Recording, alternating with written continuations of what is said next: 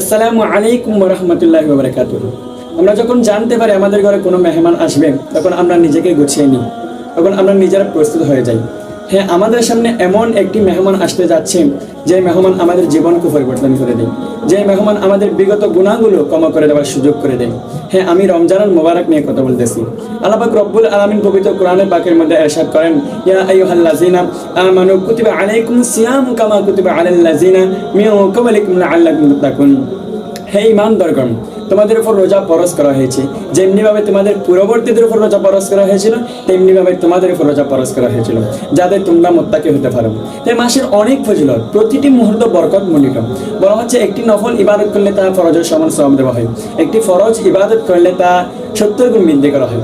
এই মাসে জান্নাতের দরজাগুলো খুলে দেওয়া হয়, রহমতের দরজা খুলে দেওয়া হয়, জাহান্নামের দরজা বন্ধ করে দেওয়া হয়। এবং আমাদের সবচেয়ে বড় শত্রু শয়তান ও দুষ্ট প্রকৃতির জিনদেরকে শিকলবদ্ধ করা হয়। তা আল্লাহ পাক রব্বুল আলামিন অনেক কিছু পরিবর্তন আনেন, তো আমাদের কিছু প্রস্তুতি গ্রহণ করা দরকার। তো এখন প্রশ্ন হচ্ছে যে কি প্রস্তুতি গ্রহণ করবো আমরা? তো আমি 4টি আমলের কথা বলবো। তোর মধ্যে প্রথমটি হচ্ছে যে নাম্বার 1, নামাজ। আমি নামাজ নিয়ে কথা বলতেছি।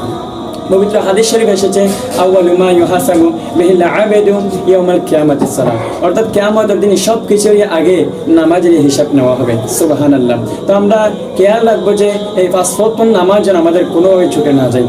ফরজ নামাজের পাশাপাশি আমরা নফল ইবাদত করবো, নফল নামাজ পড়ব, অর্থাৎ ইশরাক, চাষ্ট, আওয়াবিল, বিশেষ করে তাহাজ্জুদ নামাজ।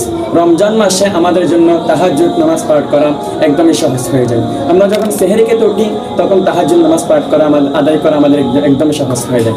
নাম্বার 2, কোরআন তেলাওয়াত, অর্থাৎ আমাদের কোরআনে পাকের সাথে সম্পর্ক দৃঢ় করতে হবে। বলা হচ্ছে রাসূল পাক সাল্লাল্লাহু তাআলা আলাইহি ওয়া সাল্লাম ও জিবরাইল আলাইহিস সালাম রমজান মাস আসলে একে অপরকে কোরআন তেলাওয়াত করে শোনাতেন। হ্যাঁ, আমাদের ইনশাআল্লাহ জাওয়াজান আমাদের কমপক্ষে না হলে একটি খতমে কোরআন আদায় করতে হবে এই রমজান মাসে। আমরা চেষ্টা করব সবাই নফল ইবাদত করার জন্য, পবিত্র কোরআন তেলাওয়াত আদায় করার জন্য।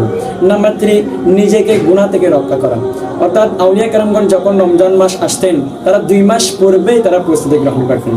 রজব মাস যখন আসে, তখন তারা একটি দোয়া বেশি বেশি পাঠ করত, আল্লাহুম্মা বারিক লানা ফি রজব ওয়া শাবান ওয়া বাল্লিগনা রমাদান, অর্থাৎ আমাদেরকে রজব এবং শাবান মাসে বরকতমণ্ডিত করুন এবং রমজান মাসে পৌঁছিয়ে দিন। ইনশাআল্লাহ জাওয়াজান আমাদের এমন কোনো কাজ করা যাবে না যে কাজ দ্বারা আমাদের গুনাহ হয়। নাম্বার 4, ইতিকাফ, অর্থাৎ আমাদেরকে ইতিকাফের নিয়ত করতে হবে। দেখা যায় যে প্রথম রোজা থেকে 20তম রমজান পর্যন্ত আমরা ইবাদত বন্দেগীর মাধ্যমে কাটাই, কিন্তু 20তম রমজানের পরে শেষের দিকে গিয়ে আমরা ব্যবসা বাণিজ্য ও ঈদের কেনাকাটায় ব্যস্ত হয়ে যাই। তো এই কাজ থেকে বিরত থাকার একটাই বড় সুযোগ হচ্ছে যে ইতিকাফের নিয়ত করা, অর্থাৎ ইতিকাফ থাকা। তো ইনশাআল্লাহ আজ্জাওয়াজাল আমরা চেষ্টা করব ইতিকাফের নিয়ত করতে, ইতিকাফ থাকতে। ইনশাআল্লাহ যে আমলগুলো বলা হয়েছে, এই আমলগুলো যথাযথভাবে এই রমজান মাসকে সুন্দরভাবে সুন্দরমণ্ডিত করে আমরা পালন করার চেষ্টা করব এবং নফল ইবাদত, কোরআন তেলাওয়াত এবং চাষ্ট, ইশরাক, আওয়াবিল, তাহাজ্জুদ নামাজ বেশি বেশি পাঠ করব। ইনশাআল্লাহ আজ্জাওয়াজাল আল্লাহ পাক রব্বুল আলামিন আমাদেরকে এই আমলগুলো করার তৌফিক দান করুক। আমিন বিজাহিন নবিল আমিন। আসসালামু আলাইকুম ওয়া রাহমাতুল্লাহি ওয়া বারাকাতুহু।